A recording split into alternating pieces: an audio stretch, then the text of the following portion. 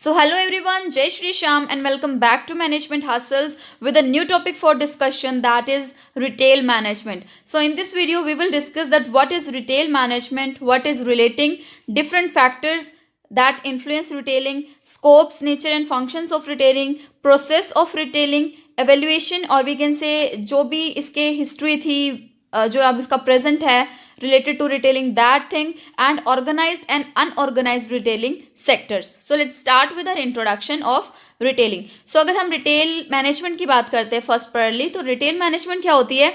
ये एक ऐसी प्रोसेस होती है जहाँ पे जो रिटेलर्स हैं वो सेल्स के नंबर को इंक्रीज कर करके, we can say by selling, they are willing to satisfy the needs of customers, they willing to meet that, कि भाई जो भी उनके कस्टमर्स हैं वो अपनी नीड को फुलफिल कर पाएँ और जो उनके कस्टमर्स हैं वो क्या हो पाएँ, सेटिस्फाई हो पाए. जो रिटेल मैनेजर है या मैनेजमेंट है, ये क्या करते हैं? ये नेसेसरी स्टेप्स को फॉलो करते हैं.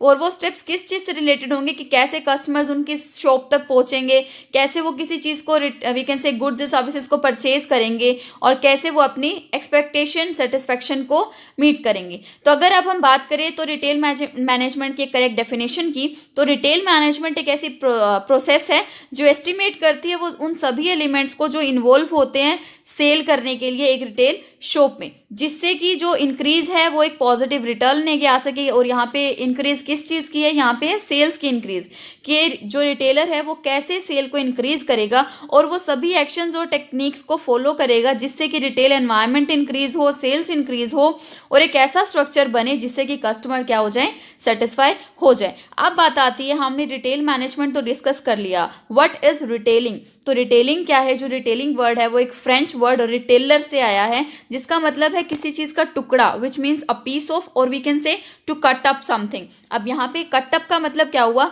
हम पढ़ते हैं कि जो रिटेलर है वो एक बल्क क्वांटिटी परचेज करता है होलसेलर से या डायरेक्ट मैन्युफैक्चरिंग यूनिट से. तो अब वहाँ पे क्या हुआ? जो उन्होंने बल्क क्वांटिटी में जो we can say goods purchase किए, उन्होंने वो ब्रेक कर दिए, विच मीन्स के स्मॉल यूनिट्स उन्होंने तोड़ दी और उन स्मॉल यूनिट्स को उन्होंने इंडिविजुअल कस्टमर्स को क्या किया, सोल्ड आउट किया. तो जो अब यहाँ पे क्या हुआ, जो उन्होंने ब्रेक कर दिया दैट पर्टिकुलर बल्क की क्वांटिटी और उन्होंने स्मॉल पीसेस में वी कैन से उनको सोल्ड आउट कर दिया टू. अब जो ये स्मॉल पीसेस उन्होंने वीकेंड से जो कस्टमर्स को सोल्ड आउट किए, तो ये इनका one of the most important function भी है कि जो रिटेलर है वो किसको, बल्क को क्या कर देता है, बल्क क्वांटिटी को बल्क वीकेंड से ब्रेक कर देता है.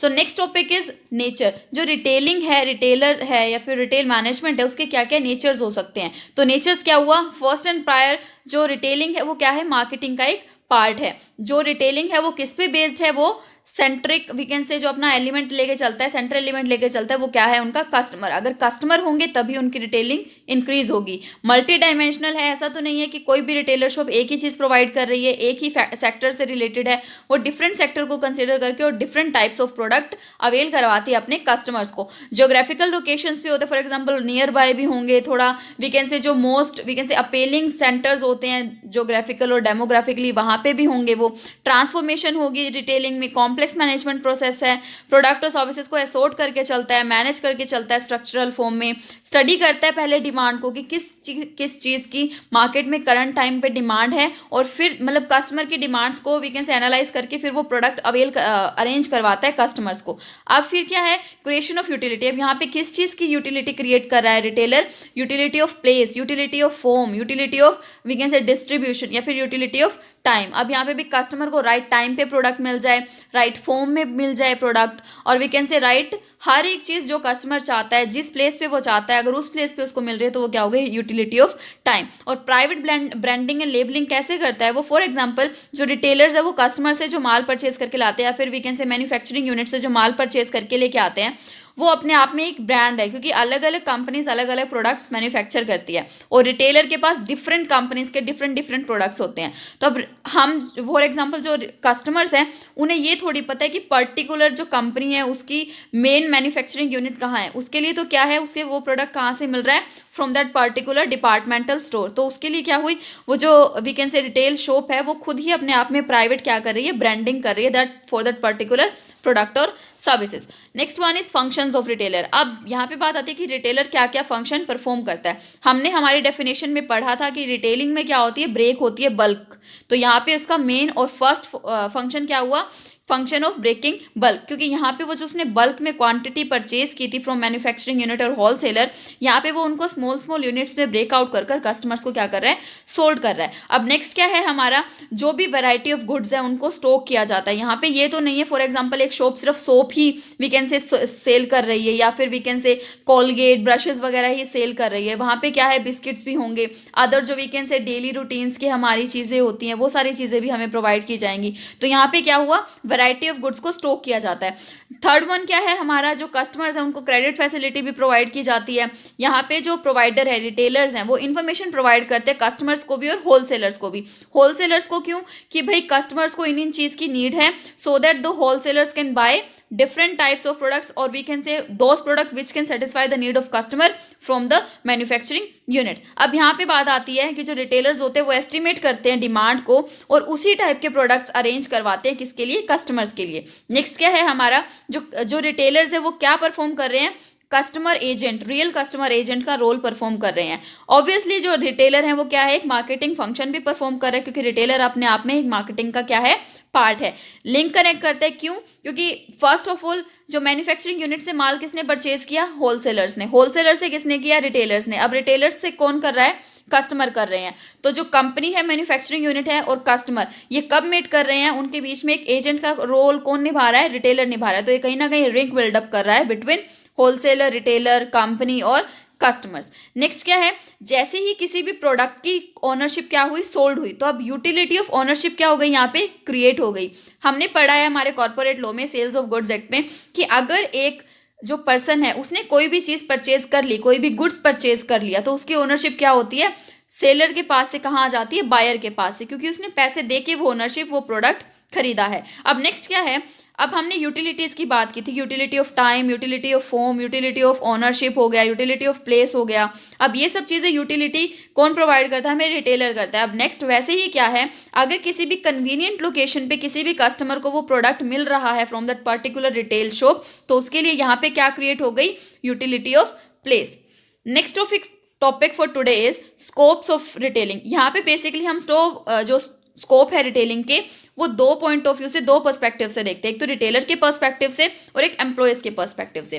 रिटेलर के पर्सपेक्टिव से क्या हुआ भाई, रिटेलर जो भी चाहता है कि हाँ, रिटेलर अपने आप में मान के चलता है कि मुझे यहाँ तक रीच आउट करना है, अपना रिटेल सर्विस यहाँ तक करना है, तो उसके क्या है, अब रिटेलर के जो स्कोप्स हैं कि हाँ वो पर्टिकुलर रिटेलर कहाँ तक उस चीज़ को ऑक्यूपाई कर सकता है, कि उसके लिए different types of scopes we can say occur हो इन रिटेलिंग सेक्टर। तो वो क्या हो सकते हैं, फॉर एग्जांपल वो चाहता है कि मेरे मोबाइल्स की, कंप्यूटर्स की रिटेल शॉप हो, इलेक्ट्रॉनिक्स की हो, रेडीमेड गारमेंट्स की हो, टेक्सटाइल की हो, क्लोथिंग की हो, हॉस्पिटैलिटी की हो, हॉस्पिटल्स की हो, या फिर कोई भी हो गया, स्टेशनरी शॉप हो गई, वॉचेज, मेडिसिन, पेंटिंग्स, ये सब चीज़ें क्या हुई, ये रिटेल पर्सपेक्टिव से क्या हुआ, स्कोप हुआ फॉर रिटेलर्स। अब एम्प्लॉयज़ पर्सपेक्टिव क्या हुआ, एम्प्लॉयज़ वो हुए, फॉर एग्जाम्पल किसी भी रिटेल शॉप में हम देखते हैं जो डिफरेंट टाइप्स ऑफ एम्प्लॉयज़ वहाँ पे वर्किंग में होते हैं। फॉर एग्जाम्पल फाइनेंस मैनेजर हो गया, HR हो गया, या फिर जो क्लीनिंग के लिए वी कैन से PNs वगैरह लगे होते हैं, वो सब चीज़ें हो गई।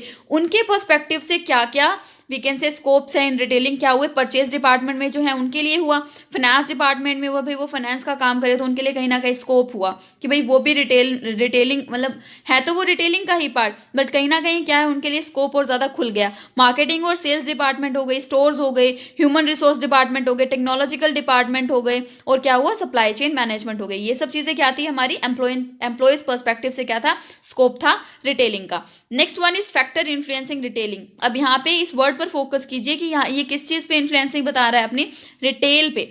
तो यहाँ पे जो मेनली हम बेसिक लेवल पे देखते हैं कि कुछ फैक्टर्स होते हैं जो हर एक चीज़ को इफेक्ट करते हैं, माइक्रो और मैक्रो। माइक्रो वो जो इंटरनली इफेक्ट करते हैं और मैक्रो वो जो एक्सटर्नली। बट अगर आप देखें कि जो ज़्यादातर जो इन्फ्लुएंसी होती है किसी भी फैक्टर पे, कोई भी फैक्टर जो इन्फ्लुएंस करता है किसी भी चीज़ को, तो वो मैक्सिमम कौन से होते हैं, मैक्रो। और मैक्रो एनवायरमेंट्स कौन से होते हैं, social, political, technological, we can say demographic हो गया, टेक्नोलॉजिकल हो गया, लीगल हो गया।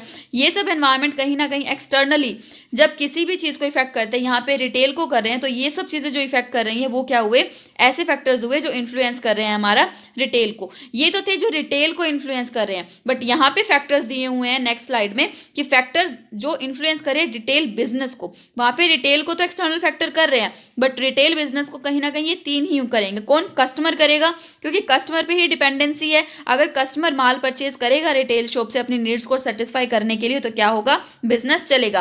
कंपटीशन है, अगर कंपटीशन ज़्यादा वी कैन से कि अगर टफ हुआ तो कहीं ना कहीं ड्रॉबैक है उस particular we can say retail shop को। और एनवायरमेंटल ट्रेंड्स, वही बात हो गई कि करंट में ट्रेंड किन किन चीज़ों का चल रहा है। अगर हम इजीली अवेलेबल करवा देते हैं those trendy products to our customers, so we can survive in the market. Otherwise हमारे लिए क्या होगा? कॉम्पिटिशन अक्कर होगा। अब नेक्स्ट बात क्या आती है? Process of retailing. Retailing management की जो प्रोसेस है उसके अंदर बेसिकली 4 स्टेप्स हमें फॉलो करने पड़ते हैं। सबसे पहले हम प्लान करते हैं कि हाँ हमें कौन कौन से प्रोडक्ट्स बाय करने हैं, कहाँ से करने हैं। तो अब यहाँ पे हम क्या डिसाइड करते हैं? कहीं ना कहीं क्या प्लान करते हैं भाई, हमारी मर्केंडाइजिंग हम कहाँ से करेंगे, फाइनेंस से रिलेटेड जो भी हो गई, हम सप्लाई चेन कौन सी करेंगे, और we can say business intelligence में वो सारी चीज़ें आ गई जो हम बिल्डअप करना चाहते हैं इन आर फर्दर एक्टिविटीज़। अब नेक्स्ट क्या हुई हमारा? अब आता है बाय। अब यहाँ पे हमने प्लान तो कर लिया कि हमने ये चीज़ें प्रोडक्ट ये हमने परचेज करने हैं। अब हमें करना है कि यहाँ पे बाय हम कहाँ से करेंगे, और जहाँ से हम वो प्रोडक्ट्स बाय करेंगे वहाँ पे क्या होगा? पार्टनर रिलेशनशिप मैनेजमेंट होगी, परचेज ऑर्डर मैनेजमेंट होगी, भाई हमें कौन कौन से प्रोडक्ट्स परचेज करने हैं, और प्रोडक्ट की लाइफ साइकिल मैनेजमेंट होगी। कुछ एस्पेक्ट्स नीचे दिए हुए हैं कि हाँ जब भी हम कोई स्टेप फॉलो कर रहे हैं तो इससे क्या एस्पेक्ट्स हमारे ऊपर ब्रिंग आउट होकर आ रहे हैं। अब नेक्स्ट क्या है हमारा? मूव।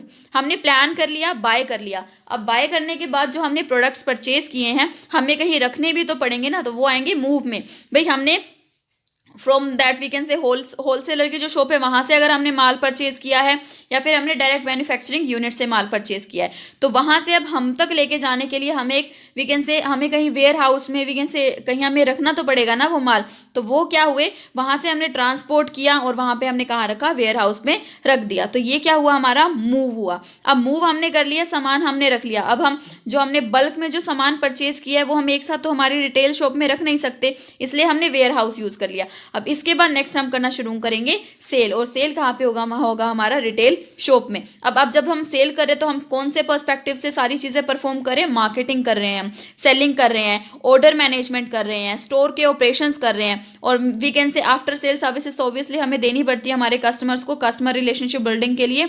तो अगर हमारे पास अगर कोई माल खराब आ गया है गलती से, तो हम उसे वी कैन से रिटर्न कर देंगे। किसको?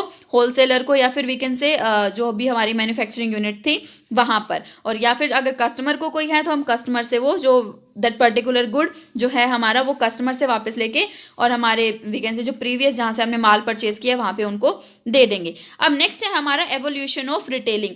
अब हमें पता है कि रिटेलिंग जो अभी चल रही है वो तो ऑब्वियसली नहीं होगी। जैसे ट्रेडिशनल वी कैन से हमारे ट्रेडिशन है, कुछ रूल्स हम फॉलो करते हैं हमारी लाइफ में, वैसे ही रिटेलिंग क्या है? रिटेलिंग भी पहले ट्रेडिशनल थी, अब वो क्या है? न्यू, या फिर वी कैन से एमर्जिंग है। अब so we can see in the slide कि पहले सबसे पहले कौन सी रिटेलिंग थी हमारे वी कैन से जो भी हमारी रिटेलिंग वर्ल्ड है, हमारा रिटेल वर्ल्ड है, वहाँ पे कैसी कैसी थी पहले techniques we can say retailing जो शॉप्स थी या फिर रिटेल करने के जो तरीके थे। पहले थे हमारे ट्रेडिशनल फॉर्मेट, फिर अब जो करंट में चल रहे हैं, फिर वी कैन से जो पुराने समय से चलते आ रहे हैं a little bit we can say जो थोड़े पिछले समय से चलते आ रहे, दैट इज एस्टेब्लिश्ड फॉर्मेट्स। और अब जो चल रहे हैं और जो आगे आने वाले हैं वी कैन से एक नए रूप में, that will be consider as emerging format. तो अगर ट्रेडिशनल में देखें तो इटरनेट सेल्समैन होते थे, इनको हम we can say street vendors बोल सकते हैं, क्योंकि इनके पास खुद का पर्टिकुलर कोई बिजनेस नहीं होता, ये डिफरेंट टाइप्स ऑफ प्रोडक्ट्स को गली गली जाकर डोर टू डोर बेचते थे। ये क्या थे? स्ट्रीट वेंडर्स थे। हार्ट्स हो गए, मॉल्स हो गए, ये क्या थे? ये वीकली वीकेंड से वो थे जहाँ पे वीकली मार्ट्स लगा करते थे, वीकली सेल्स हुआ करते डिफरेंट काइंड्स ऑफ प्रोडक्ट्स के। जो फॉर एग्जाम्पल वीकेंड से जो पहले गाँव हुआ करते थे, उनके नुक्कड़ पे जो हर हफ्ते या फिर हर दिन या फिर हर महीने जो प्रोडक्ट लगा करते थे भाई सेलिंग के लिए, मेले टाइप में जैसे लगते हैं, वैसे ही गाँव वगैरह में या फिर टाउन्स वीकेंड से वहाँ पे कॉर्नर शॉप्स लगा करती थी वीकली और मंथली बेसिस पे, उनको बोलते हैं हार्ट्स। और वैसे ही मंडीज हो गए कि उस मार्केट में से सस्ते में माल परचेज कर कर हाई रेट्स पे जो हम उसी मार्केट में बेचते थे प्रोडक्ट्स, वो होते थे हमारे मंडीज। और एस्टेब्लिश्ड फॉर्मेट्स में क्या थे? किराना शॉप जहाँ से हम माल परचेज करते हैं, कन्वीनियंट शॉप और डिपार्टमेंटल शॉप्स हो गई हमारे आसपास, मल्टी ब्रांड शोरूम्स हो गए जहाँ पे different types of different brands के हमें प्रोडक्ट्स और we can say services avail करने को मिलती है। फेयर शॉप प्राइसेस हो गए जहाँ पे हमें फेयर प्राइसेस में we can say reasonable discounted prices में हमें गुड्स मिलते हैं। कोऑपरेटिव शॉप्स हो गई, पान बीड़ी शॉप्स हो गई जो नुक्कड़ पे होती है हर एक जगह वी कैन सी। और अब जो एमर्जिंग फॉर्मेट्स है वो क्या हो गए, हमारे रिटेल आउटलेट्स होते हैं आजकल काफ़ी एक्सक्लूसिव और ब्रांडेड आइटम्स के लिए।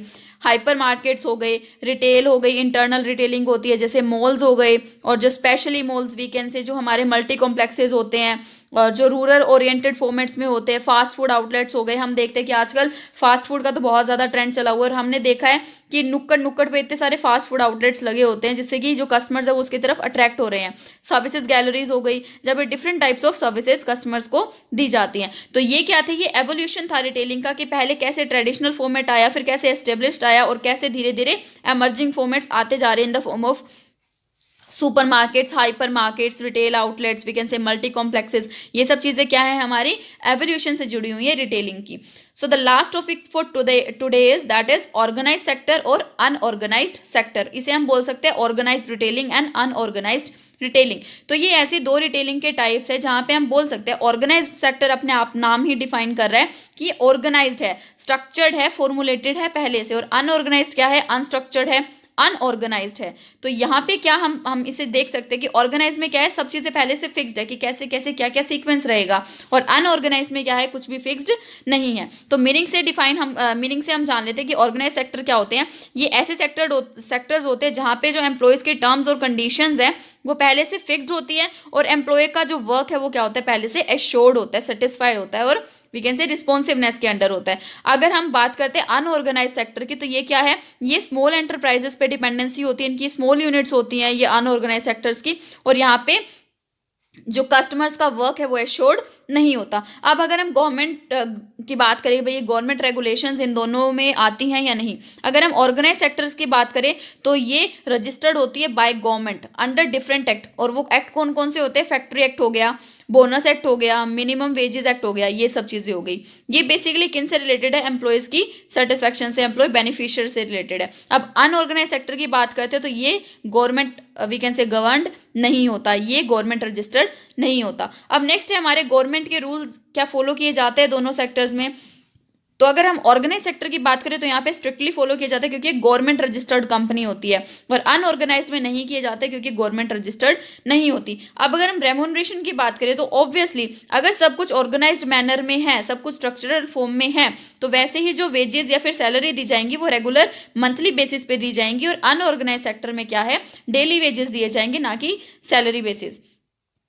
अब हमने डेफिनेशन में पढ़ा था जॉब सिक्योरिटी के बारे में कि ऑर्गेनाइज सेक्टर्स में जो एम्प्लॉयज़ की जो वर्क है वो ऑलरेडी एश्योर्ड है, तो कहीं ना कहीं जो वर्क है क्या हुआ, उनका वर्किंग आवर्स क्या हुए, फिक्स्ड हुए, उनकी जॉब सिक्योरिटी भी क्या हुई, उनको जॉब सिक्योरिटी दी गई है। अब बट नेक्स्ट में क्या है, नेक्स्ट में है हमारे जो अनऑर्गेनाइज सेक्टर्स है वहाँ पे जॉब सिक्योरिटी नहीं दी गई। अब अगर हम वर्किंग आवर्स की बात करते हैं तो ऑर्गेनाइज सेक्टर्स में क्या है, फिक्स्ड होते हैं कि a particular person have to perform their activities और working for that fixed particular period. अब अनऑर्गेनाइज में क्या होगा कि वर्किंग आवर्स क्या है, फिक्स्ड नहीं होंगे। अब अगर हम बात करें कि भाई हमारे जो सेक्टर्स हैं, ऑर्गेनाइज सेक्टर्स है, वहाँ पे जो ओवर टाइम है वो किया जा रहा है या नहीं। अगर ओवर टाइम वो बंदा कर रहा है पर्टिकुलर पर्सन तो उसको एक्स्ट्रा रेम्यूनरेशन पे की जाएगी। बट अगर अनऑर्गेनाइज सेक्टर्स की बात की जाए तो वहाँ पे ऐसा कोई प्रोविजन नहीं है कि अगर कोई particular person extra over time कर रहा है तो उसको ओवर टाइम की फीस दी जाएगी। So this is all about my today's video. In this video we had discussed that what is retail marketing, what is retailing, functions, scopes and natures of retailing, evolution of retailing, process related to retailing, that how does complete retail process work to meet their customers, and are deeply knowledge of organized and unorganized retailing, or we can say sectors. So thank you so much for watching this video, and please do not forget to like, subscribe and share my channel.